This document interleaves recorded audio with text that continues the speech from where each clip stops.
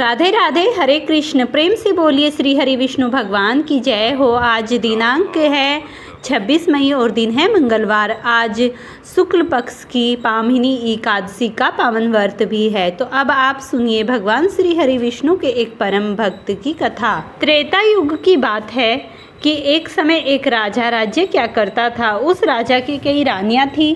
राजा अपनी रानियों के साथ बहुत खुश रहा करता था। धीरे धीरे समय बीत गया, साल बीत गए, लेकिन राजा को संतान की प्राप्ति नहीं हुई। संतानहीन होने के कारण राजा और उसकी रानियां बहुत ही दुखी रहा करते थे। तो एक दिन राजा ने पंडित और पुरोहितों को बुलाकर पूछा कि ऐसी क्या बात है, मुझे किस संतान की प्राप्ति क्यों नहीं हो रही है। तो पंडितों ने कुछ देर तक कुंडली देखी, फिर राजा से कहा, हे राजन, आपकी कुंडली में ऐसा कोई दोष नजर नहीं आ रहा, तब भी संतान की प्राप्ति क्यों नहीं हो रही है। ऐसा कहकर वह चुप हो गए। तो राजा ने सोचा कि मेरी समस्या का समाधान इनमें से किसी के पास नहीं है। मेरी समस्या का समाधान मुझे स्वयं खोजना होगा। तो यह इच्छा करके राजा अपनी रानियों को लेकर जंगल में चले गए और वहां जाकर तपस्या करने लगे। बहुत ही कठिन तपस्या की। गर्मी, सर्दी, आंधी, लू सब थपेड़ों को सहन किया। पहले फल खाकर, फिर पत्ते खाकर और फिर हवा खाकर ही निराहार रहने लगे। तो इतनी कठिन तपस्या की कि इतनी कठिन तपस्या से राजा के शरीर की हड्डियां बची थी। देखने पर ऐसा लगता था जैसे हड्डियों का ढांचा हो, लेकिन इतनी कठिन तपस्या करने के बाद भी भगवान उस पर प्रसन्न नहीं हुए। राजा की यह हालत देखकर रानियां बहुत दुखी होती थी। मन ही मन भगवान को बहुत स्मरण करती, लेकिन कुछ भी नहीं बन पाया। एक दिन वन में रानियों की मुलाकात अनसुईया माता से हो गई। तो बातों बातों में रानियों ने राजा की इस हालत के बारे में बताया कि हमारे स्वामी बहुत ही कठिन तपस्या कर रहे हैं, लेकिन फिर भी भगवान हम पर प्रसन्न नहीं होते। हमारे पति की यह हालत देखकर हमें बहुत ही दुख होता है। तो उन रानियों ने परेशान होकर माता अनसुईया से कहा कि सभी अधिक मास का जो व्रत होता है पामिनी एकादशी का, तुम सब उसी को करो। इस एकादशी व्रत को करने से भगवान संतान की प्राप्ति का आशीर्वाद मांगना। इस तरह कहते हुए अनसुईया माता ने उन्हें व्रत की सारी विधि बता दी और रानियां भी खुश होकर अपने आश्रम को लौट आई।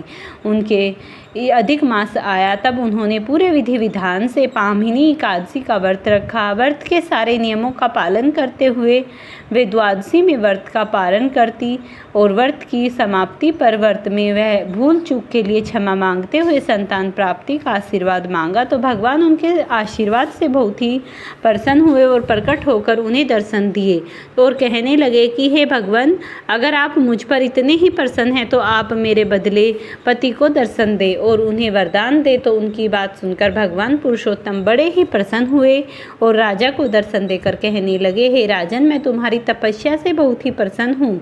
आंखें खोलो और वरदान मांगो, तुम क्या मांगना चाहते हो। तो राजा ने अपने सामने साक्षात भगवान पुरुषोत्तम को देखा तो बड़े ही प्रसन्न हुए। फिर हाथ जोड़कर उन्हें प्रणाम किया और हर्ष मन से उनकी स्तुति करने लगे। फिर कहने लगे कि हे भगवान, अगर आप मुझ पर प्रसन्न हैं तो मुझे संतान प्राप्ति का वरदान दीजिए, क्योंकि संतान के बिना तो व्यक्ति का जीवन ही निरर्थक है और मेरे ऊपर तो मेरे पूरे राज्य का काराभार है। मेरे चले जाने के बाद उसे कौन संभालेगा, मेरी प्रजा का ख्याल कौन रखेगा और मेरे मरने के बाद हमारा श्राद्ध कर्म कौन करेगा। पुत्र ना होने से हम तो नरक के ही भागी बनेंगे। अतः भगवान, आप मुझे ऐसा पुत्र प्रदान करें जो सर्वगुण संपन्न हो, आपके अतिरिक्त किसी से पराजित ना हो, तीनों लोकों में आदरणीय हो। तो आपकी यह बात सुनकर भगवान ने कहा कि जैसा तुम कहोगे वैसा ही होगा। अब तुम अपनी रानियों को लेकर अपने राज्य में लौट जाओ। तो राजा बड़े ही प्रसन्न हुए और रानियों को लेकर अपने महल लौट आए। कुछ समय बाद राजा की पामनवती नाम की एक रानी थी। वह गर्भवती हो गई और 10वें महीने में उसने बहुत ही सुंदर पुत्र को जन्म दिया। तो आगे चलकर कीर्तिवान अर्जुन के नाम से जाना गया।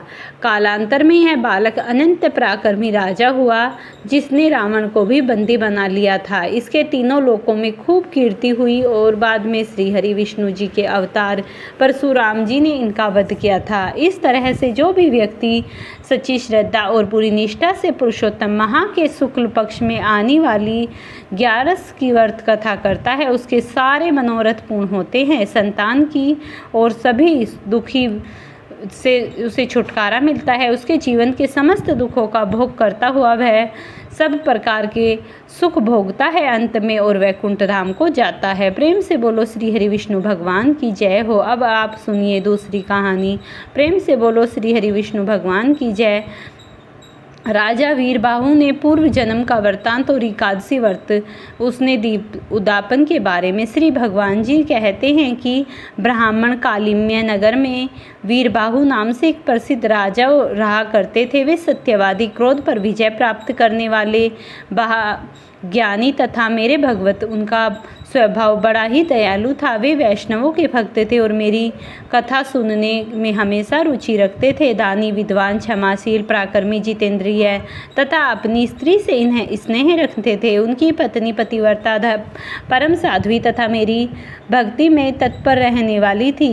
अपनी उस रानी के साथ वे समूची पृथ्वी का पालन करते थे। मेरे सिवा दूसरे किसी देवता को जानते तक नहीं थे। एक दिन महामुनि भारद्वाज राजा वीरबाहु के घर आए। उन्होंने देखा राजा ने पूर्वक आज्ञा देकर उनका सत्कार किया और फिर अपने हाथों से उनका आसन बिछाया। बड़ी भक्ति से प्रणाम करके मुनि के सामने खड़े होकर कहने लगे, हे मुनिवर, आज तो मेरा जन्म सफल हो गया। परमात्मा भगवान विष्णु पर बहुत प्रसन्न हुए, जिससे आप जैसे योगीराज ने आज मेरे घर पर कदम रखा। आपकी पवित्र दृष्टि पड़ने से आज मैं कोटि कोटि पापों से मुक्त हो गया हूँ। तो राजा की बात सुनकर भारद्वाज मुनि कहने लगे, हे राजन, तुम भगवान विष्णु के भक्त हो।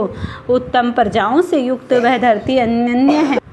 मैं तो तभी यहाँ पर आया हूँ क्योंकि तुम भगवान श्री हरि के ही भक्त हो। जंगल और तीर्थ में निवास करना अच्छा है, परंतु वैष्णवहीन राज्य में रहना कभी श्रेष्ठ नहीं होता। जहाँ भगवान के भक्त राजा इस पृथ्वी का शासन करते हैं, उस पाप शून्य राजा को वैकुंठ मानना चाहिए। जैसे मंत्रहीन आहुति, मरे हुए बछड़े वाली गाय का दूध, दशमी विधा, एकादशी, लंबे लंबे केस रखने वाली विधवा तथा स्नान के बिना व्रत, यह सब श्रेष्ठ नहीं माने जाते, उसी प्रकार बिना विष्णु भक्त का राज्य भी अच्छा नहीं होता। हे राजन, मैंने जो तुम्हारी ओर देखा है उससे मेरी दृष्टि सफल हो गई है और जो तुम्हारे साथ वार्तालाप करती है वह वाणी भी मेरी सफल हो गई। तुम भगवान विष्णु के भजन में तत्पर रहने वाले परम पवित्र राजा हो।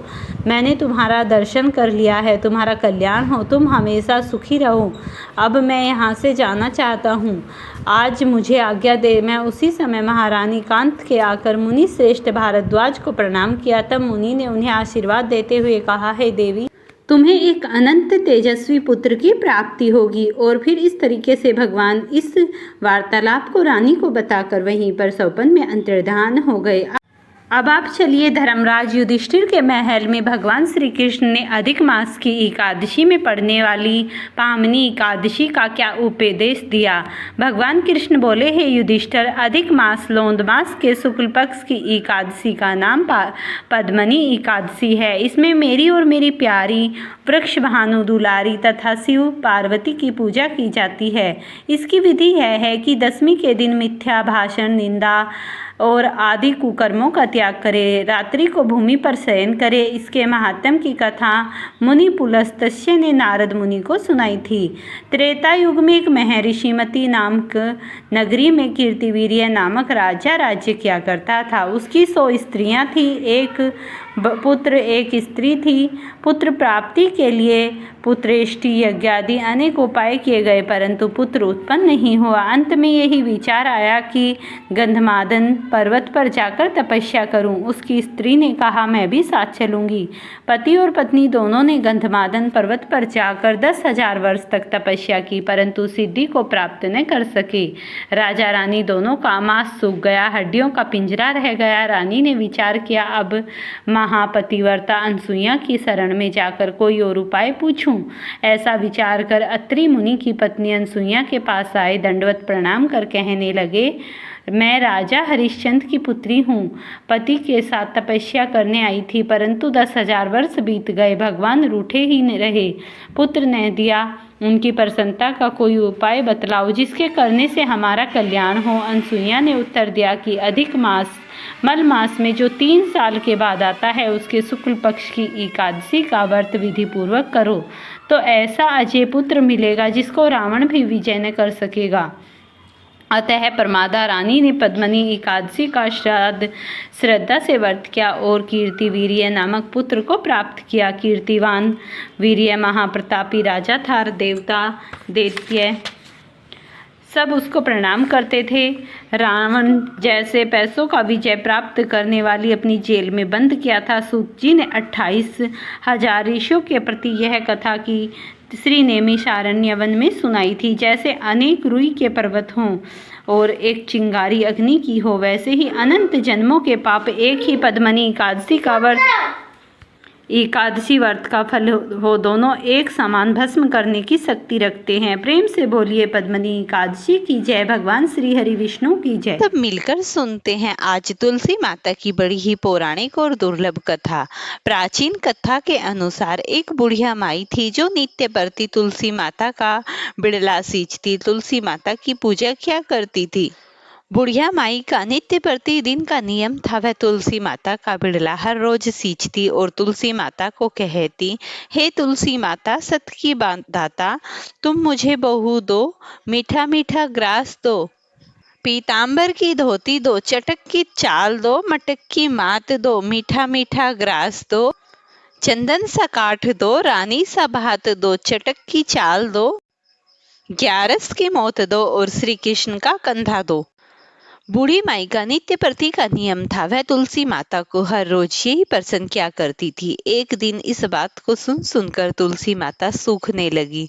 जब तुलसी माता सूखने लगी तो भगवान श्री हरि विष्णु पूछने लगे, हे तुलसी, तुम हर रोज क्यों सूखती जा रही हो? तब तुलसी माता कहती है, एक बुढ़िया है जो मेरी भक्त है, वह हर रोज मेरा बिड़ला सींचती है और मुझसे कहती है, हे तुलसी माता सत की दाता, जब मैं मरूंगी तो मुझे श्री कृष्ण का कंधा देना।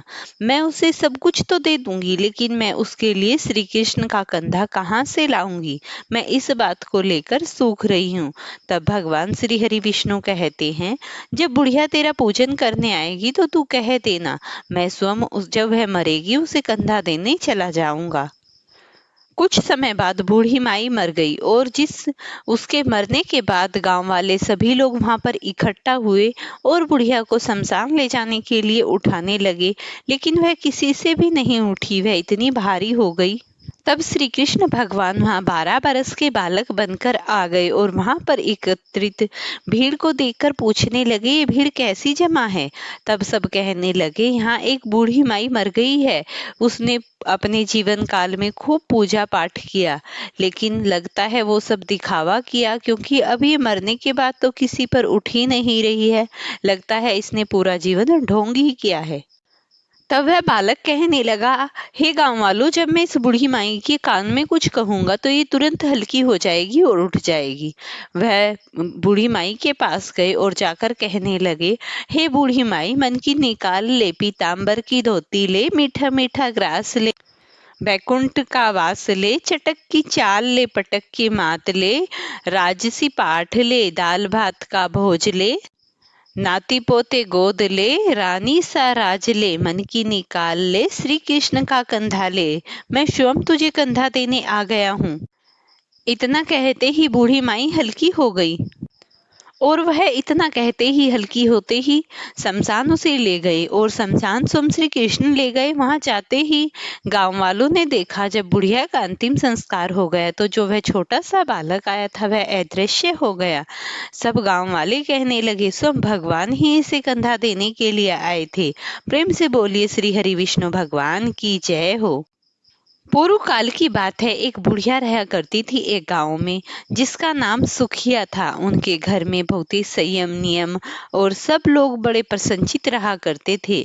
बुढ़िया का नित्य नियम था, वह एकादशी माता का पावन व्रत किया करती थी। बुढ़िया माई का नित्य प्रति का नियम था, वह हर रोज तुलसी माता को जल दिया करती थी। स्नान करने के बाद उनकी पूजा आरती करती, दीपक जलाती और तुलसी माता की परिक्रमा किया करती थी। उनका परिवार बड़े ही खुशी खुशी और पूरे प्रसन्नचित मन से चल रहा था। एक दिन की बात है, 2 सखियां, सुखिया और उसके साथ उसकी सखी दुखिया, दोनों बातें कर रही थी और बातें करते हुए आपस में कह रही थी, क्यों ना हम द्वारिकाधीश चले।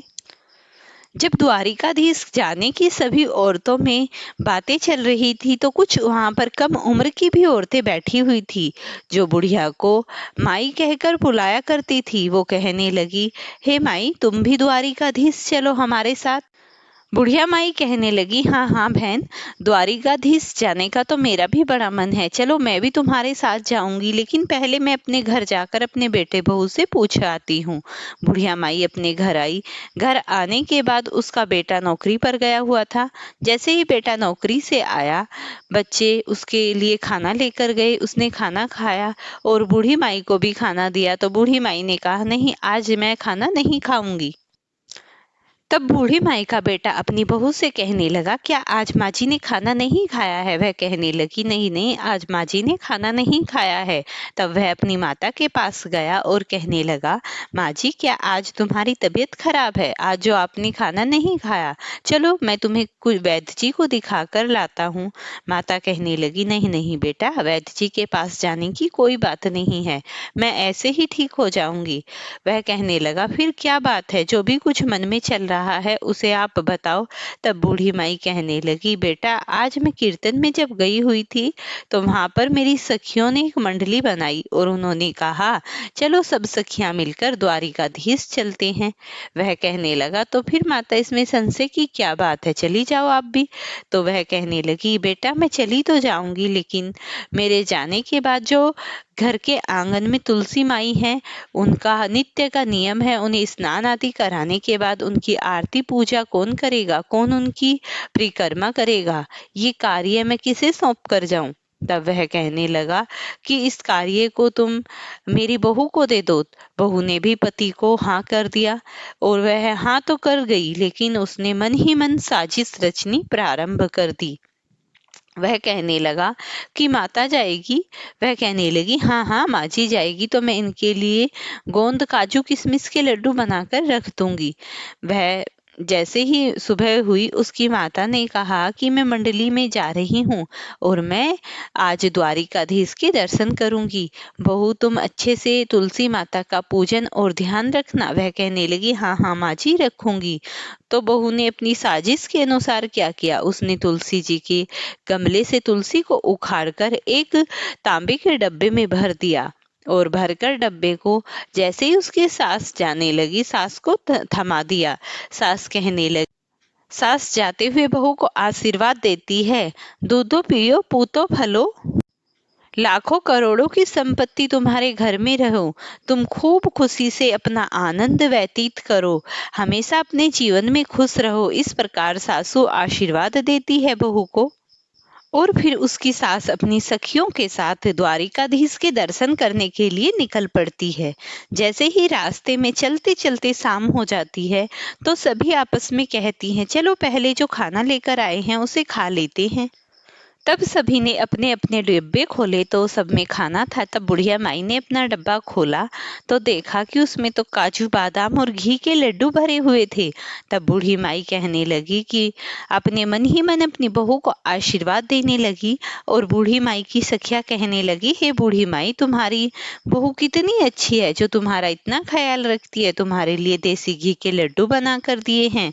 तब बुढ़िया माई ने एक लड्डू निकाला और उस लड्डू में से आधा आधा अपनी सखियों को बांट दिया और आधा लड्डू स्वयं खा लिया।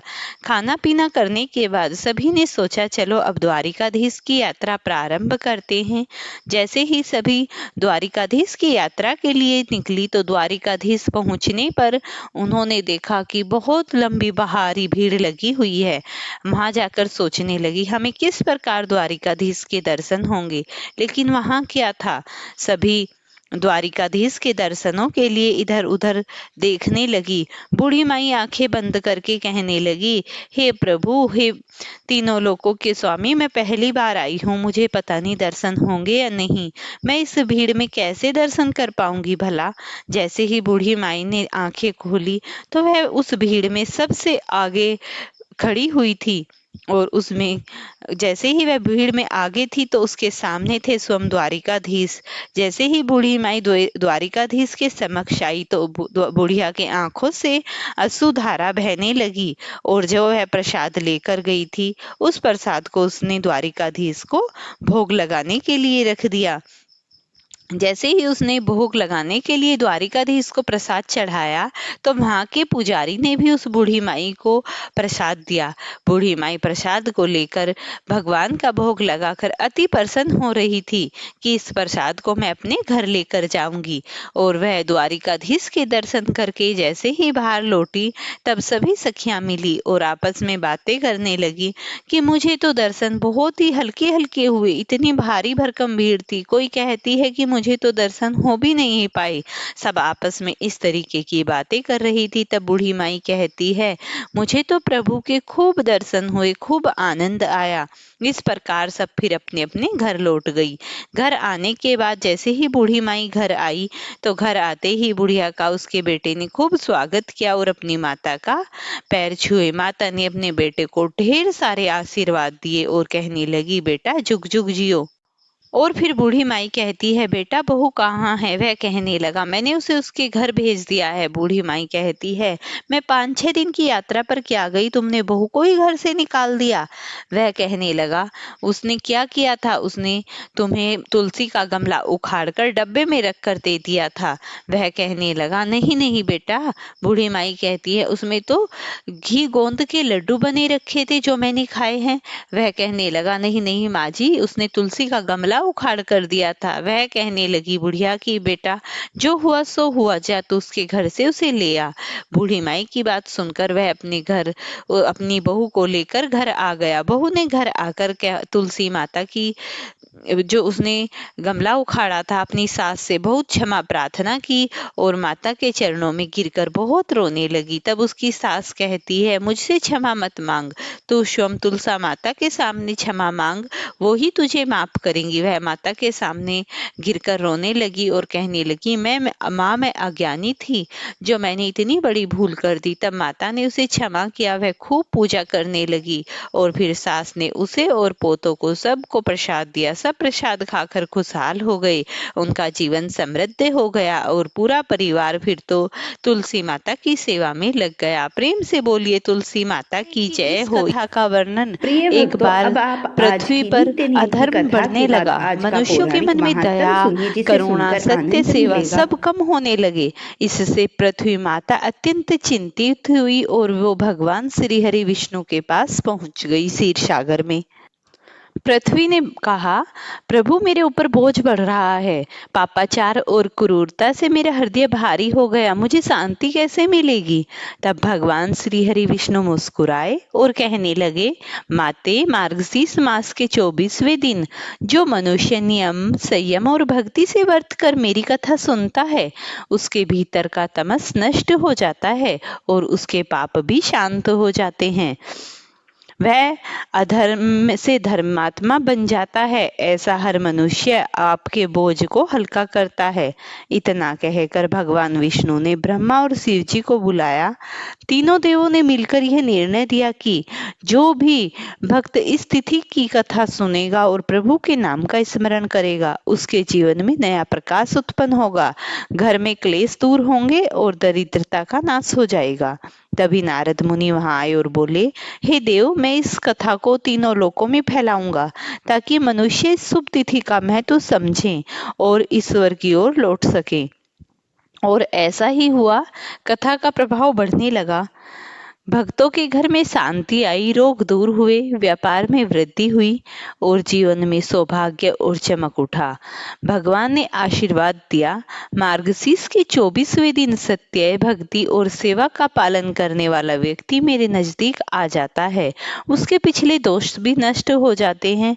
इस कथा को सुनने और मार्गशीर्ष मास में पालन करने से घर में स्थायी सुख शांति आ जाती है, परिवार की कलह समाप्त हो जाती है, पूजा का पुण्य कई गुना हो जाता है, मन की स्थिरता और आत्म शांति मिल जाती है, विष्णु लक्ष्मी की विशेष कृपा प्राप्त होती है।